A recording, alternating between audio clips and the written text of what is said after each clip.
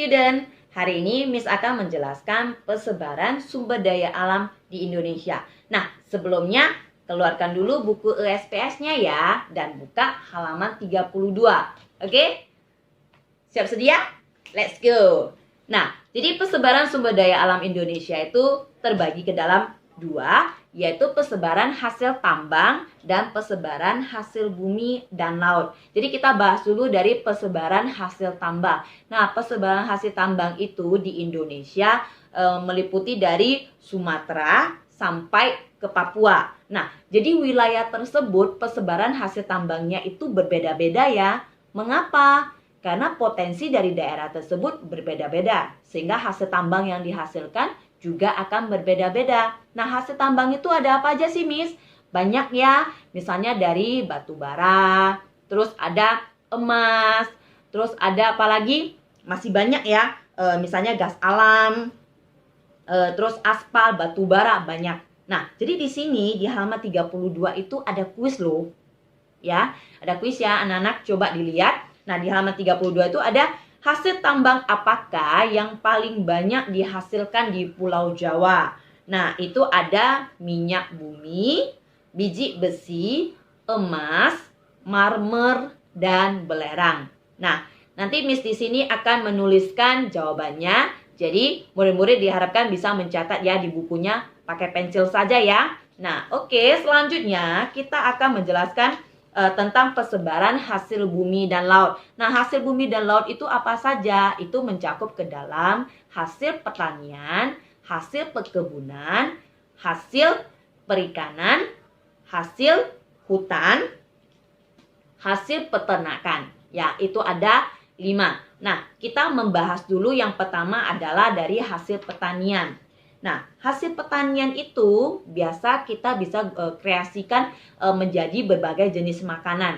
Nah, mengapa? Biasanya hasil pertanian itu yaitu ada padi, jagung, ubi yang biasa kita gunakan sebagai bahan makanan pokok. Nah, jadi bahan makanan pokok itu biasanya itu pastinya ditanam di dataran tinggi. Mengapa?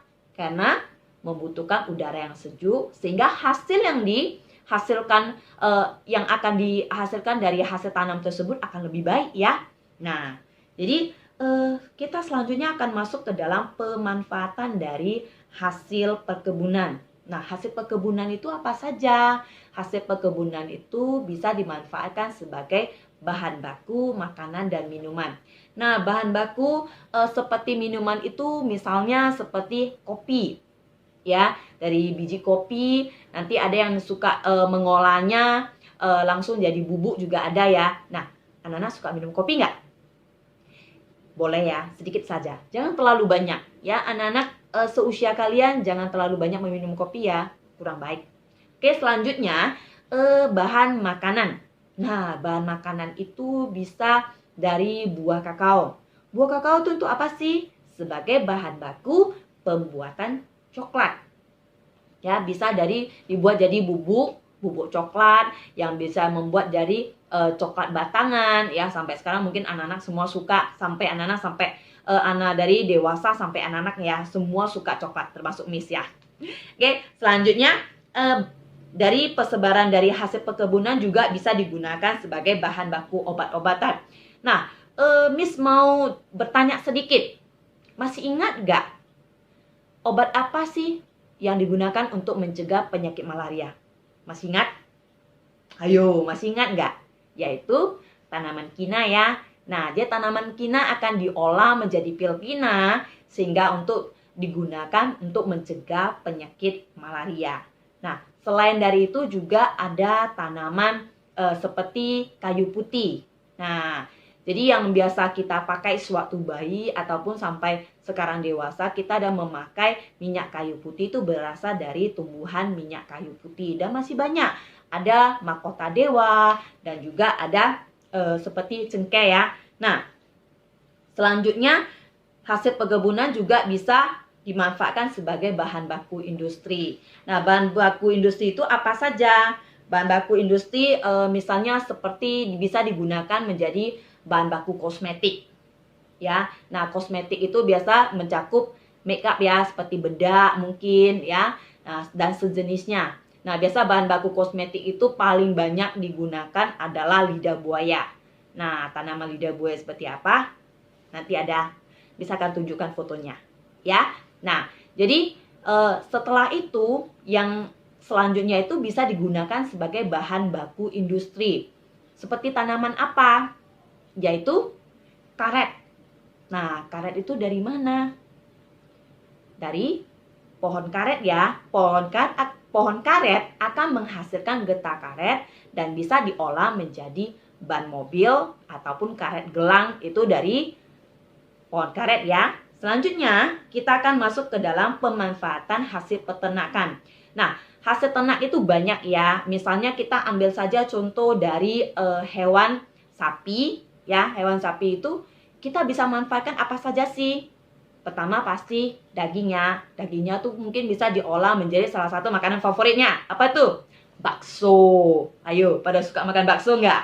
Nah, jadi setelah itu dari kulitnya bisa dijadikan apa? Jadikan tas ataupun sepatu, ya. Nah, jadi banyak manfaat dari hasil peternakan. Nah, selanjutnya adalah pemanfaatan hasil laut. Nah, hasil laut itu apa saja?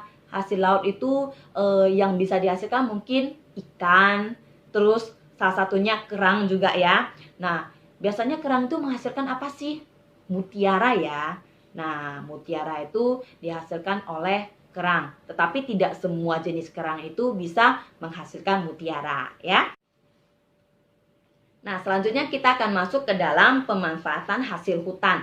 Nah, jadi pemanfaatan hasil hutan itu ada dua, yaitu berupa hasil kayu dan non-kayu. Nah, yang hasil kayu itu apa aja sih? Itu bisa digunakan sebagai bahan bangunan, terus furniture, dan maupun kertas ya. Nah, kertas yang kalian pakai itu juga berasal dari pohon ya. Nah, jadi hasil hutan itu yang berupa kayu ya. Nah, sedangkan yang non kayu itu apa? Non kayu itu adalah madu. Nah, madu itu dihasilkan oleh siapa? Lebah ya. Jadi jangan sekali-sekali kalau kelihatan lebah itu lagi terbang itu dipegang-pegang, diganggu-gangguin, jangan ya. Nanti disengat. Nah, di sini bengkak, di sana bengkak ya. Jangan ya. Oke? Selanjutnya, di halaman 39 itu ada pemanfaatan hasil pertambangan. Nah, jadi hasil pertambangan itu tadi kita udah Miss sudah jelaskan sedikit, itu mungkin ada emas, perak, nikel, itu banyak ya. Nah, jadi misalnya seperti kita lihat di gambar pertama itu ada minyak bumi. Nah, minyak bumi itu biasa digunakan sebagai bahan bakar bermotor atau biasa kita singkat menjadi BBM. Selanjutnya di gambar kedua itu ada besi, aluminium, tembaga. Nah, biasa itu dibuat itu sebagai alat-alat untuk memasak atau panci-panci ya. Nah, jadi coba intip dulu di dapur mama itu ada nggak panci-panci. Nah, terbuat dari bahan apa? Cek ya. Terus selanjutnya itu ada emas, perak. Nah, biasa digunakan untuk perhiasan ya. Setelah itu yang terakhir itu adalah pasir. Nah, pasir itu juga merupakan hasil tambang yang biasa digunakan untuk membangun rumah. Jadi rumah-rumah, dinding-dinding rumah kita itu juga berasal dari pasir ya. Ada campuran pasir juga baru bisa mendirikan dinding yang kokoh. Oke. Selanjutnya nanti kita akan memiliki tugas portofolio ya. Nah, murid-murid harus mengerjakan di buku latihan menggunakan pena pastinya ya. Nah, tulis dengan rapi, ikuti contoh yang ada, dan jangan lupa kumpul tepat waktu dan juga hasil foto yang baik ya. Nah, sampai di sini penjelasan Miss. Kita jumpa lagi ke video yang selanjutnya. Miss berharap stay safe, stay healthy. Bye.